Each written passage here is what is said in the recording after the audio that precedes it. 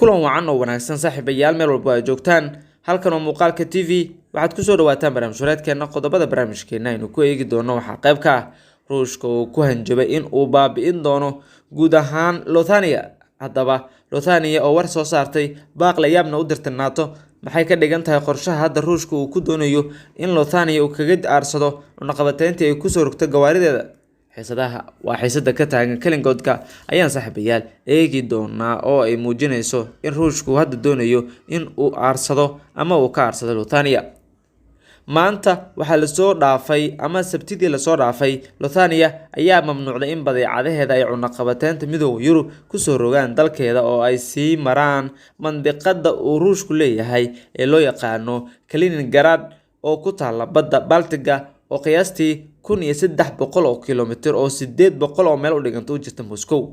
Lithuania ayaa sheegtay in tallaabadaasi ay waafaqsan tahay cunaqabataynta Yurub iyada oo xanaaqsan. Moscow waxay ugu yeertay xanibaad cusub waxayna ballan qaaday in ay ka jawaabi doonto. Alaabooyinka la mamnuucay waxaa ka mid ah dhuxusha, biraha, qalabka dhismaha iyo tiknoolajiyadda casriga in la dhoofiyo oo la marsiiyo Lithuania meelaha ay maamusho kuwaas oo ka koobnaa 50% wax soo dejinta magaalada Kaliningrad sida uu sheegay gudoomiyaha gobolka Anton Alekhanov.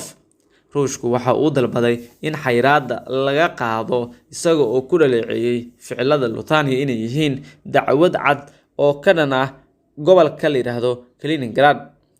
Gobolku waxa uu ka helaa sahayda u dhaxaysa Midowga Yurub iyo xubnaha kale ee NATO ee Poland iyo Lithuania. Gobolku waxa uu sahay ka helaa Ruushka isaga oo sii maraya dhuumaha tareenada ee gaaska ee sii mara wadankan yar ee Lithuania la yiraahdo. Kaliningrad waxa ay ka mid ahayd Jarmalka ilaa dhamaadkii dagaalkii labaad ee adduunka markaas oo la siiyay Midowga Sofiyeed shirkii Potsdam ee 1945. Gobolka galbeedka ee Ruushka waxaa ku nool qiyaastii 1 milyan oo qof oo u badan Ruush laakiin sidoo kale tiro yar oo Ukraine ah oo Polish ah iyo Lithuania ah ayaa ku jira. Si dhab ah waxaa loo arkay saldhigga militariga ee Ruushku leeyahay lama oga tirada rasmiga ah ee askarta halkaasi ku sugan. Qiyaastii inta u dhaxaysa 9 ilaa 200 oo kun oo askari ayaa halkaasi ku sugan sida la soo warinayo. Xiisada sii kordhaysa ayaa waxa ay kordhin doontaa cabsida laga qabo suwal gaab waxa loo yaqaano oo 80 kiiloomitir oo u dhigata 50 meel marin dhuleed ah isaga oo kala goosha koonfur bari ee Poland iyo Lithuania taas oo muhiim u ah amniga gobolka Baltiga maadaama ay isku xiri karto Kaliningrad, Ruushka iyo Belarus. Warbaahinta ayaa waxa ay wareysatay xubno muhiim ah oo falanqeeyaal ah isla markaana khabiir ku ah tamarta siyaasadda iyo juqraafiga ee golaha waa loo yaqaano Atlantic taas oo ku saabsan xaaladda Kaliningrad saameynta ay yeelan karto dagaalka Ukraine markii loo eego iyo mustaqbalka gobolka. Agniya Grekas oo falanqeeyo sare iyo khabiir ayaa waxa uu falanqeyn ka qayb qaatay uu ku sheegay in la sifeyn karo ama ay noqon karto ama loo sifeyn karo macnaha Ruushka ee hanjabaadiisa mid uu ku doonayo in Lithuania uu ku cabsi geliyo. Agnigegas tani dhab ma aha buu yiri kaliya go'aanka Lithuania laakiin go'aanka lagu sameeyay waa halka la yiraahdo Brussels si loo mamnuuco gaadiidkeeda badeecadaha Ruushka qaarkood ee loo marinayay dhulka Midowga Yurub. Hadda xaqiiqdu waxay tahay in Lithuania ay tahay dalka kaliya ee ka tirsan Midowga Yurub halkaas oo gaadiidka badeecadani uu si joogto ah u dhaxmari jiray dhulweynaheeda Ruushkana u aadi jiray iyada oo loo marayo Belarus. Waxaa sidoo kale loo marayaa dhulka Lithuania ilaa gobolka Ruushka uu maamulo ee Kaliningrad la yiraahdo. Waxa ay ku doodi kartaa in Lithuania ay raadsan karto ka dhaafitaanka maadaama qaar ka mid ah wadamada Midowga Yurub ay dalbadeen arrinkan iyo qaybaha kala duwan ee cunaqabataynta Ruushka. Si ka duwan Lithuania waxa ay qaadatay go'aan ah inaysan raadineynin ka dhaafitaanada cunaqabataynta. Ruushka waxa ay sheegeen in muwaadiniinta Lithuania ay dareemi doonaan xanuunka sida ay Moscow ugu jawaabi doontona way adkaan doontaa bileeyihiin. Krakis Ruushku waxa uu soo rogi karaa cunaqabatayn u gaar ah oo ah iibinta alaabada Lithuania. Dhoofinta muhiimka ee Ruushka waa saliidda iyo gaaska iyo korontada. Lithuania waxa ay horey u qaadatay go'aan ka hor iska horimaadkan in aysan iibsan doonin ila tamarta Ruushka ah. Waxaa jiri kara su'aal ku saabsan bacriminta iyo waxyaabaha kale laakiin waxay horeba u jiray arrimo la xiriira cunaqabateynta Yurub oo ka dhan ah alaabta Ruushka.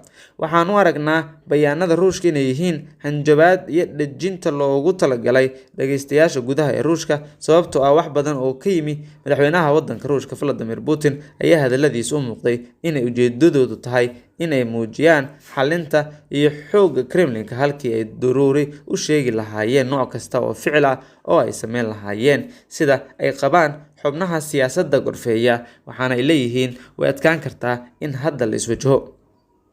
Ma laga yaabaa in Kaliningrad halka la yiraahdo iyo dhaqaalaha ay saameyn ku yeeshaan? Waa maxay xaaladda suurtagalka ah ee Kaliningrad la wajahan iyo mas'uuliyiinta Ruushka si ay uga gudbaan xiisadan? Waa la isweydiinaya. Waxa leeyahay horeyba waxay u ahayd gobol aad u go'doonsan oo militariga laga dhigay ama gobol militari ahaa. Xitaa marka la eego macnaha guud ee dhaqaalaha Ruushka, tani waa mid aad u hooseysa oo dhaqaale ahaan waxaanu filan karnaa fariimo iyo go'aano badan oo gobolka ah. Waxaan hubaa in dadka degan Kaliningrad, kuwaasi oo horeba u haystay waqti adag xagga dhaqaalaha, waxaa sii kordhaya ama sii wadi doonaan in ay la kulmaan dhibaatooyin badan ayaa la leeyahay, waana suuragal bay leeyihiin dhinacyadu. Kaliningrad waa mid aad muhiim u ah marka loo eego dhinaca istiraatiijiyadda, waxaana runtii loogu yeeri karaa arrinta NATO. Sidoo kale waxaa jira ciidamada badda iyo kuwa cirka ee hubeysan ee Ruushka oo halkaasi martigelinayo. Asal ahaan waa saldhig militari oo ka go'ay dhulweynaha Ruushka, oo arrinkaasi ay muujin karto in qayb weyn ay tahay. Muhiimadda ugu muhiimsan halkan waa dhul ka mid ah oo isku xira Poland iyo Lithuania. Farqiga halkaas ayaana muujin kara waxa loogu yeero dhibaatooyinka halkaas ka taagan. Waana aragtiyo kale. Waxaan u maleynayaa in xaaladda Kaliningrad ay muujin doonto haddii Ruushka uu doonayo inuu sii kordhiyo khilaafkan ka dhanka ah galbeedka Midowga Yurub iyo NATO, ayay leeyihiin. Mareykanku waa wadamada Midowga Yurub ayaa aad uga taxadaray in aysan ku lug yeelan dagaalkan oo ay adag tahay in la muujiyo waxa uu ugu yeerayo in uu awood ahaan u sheegan karo dhinacyada, maadaama dagaalo adag ay jiraan. Lithuania iyo Ruushka ayaa markii horeba lahaan jiray xiriir diblomaasiyadeed oo daciif ah. Dagaalka Ukraine ayaana uga sii daray sidee ayuu xiriirkooda u saameyn doonaa mamnuucidda go'aanadan.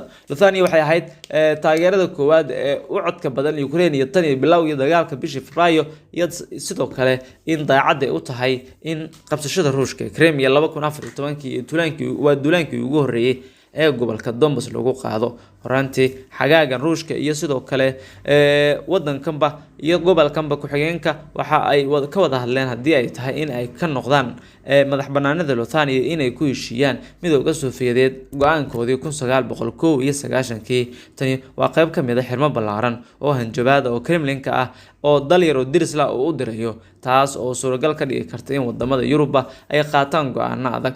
Uma maleynayo in xiriirka Lithuania iyo Ruushka uu fiicnaan doono mustaqbalka dhow. Xitaa run ahaantii xiriirka Yurub iyo Ruushka ma fiicnaan doono mustaqbalka dhow. Sidoo kale xiriirka NATO iyo Ruushka ma fiicnaan doono, gaar ahaan inta uu socdo dagaalka ka jira wadanka Ukraine, ayay leeyihiin falanqeeyaashu.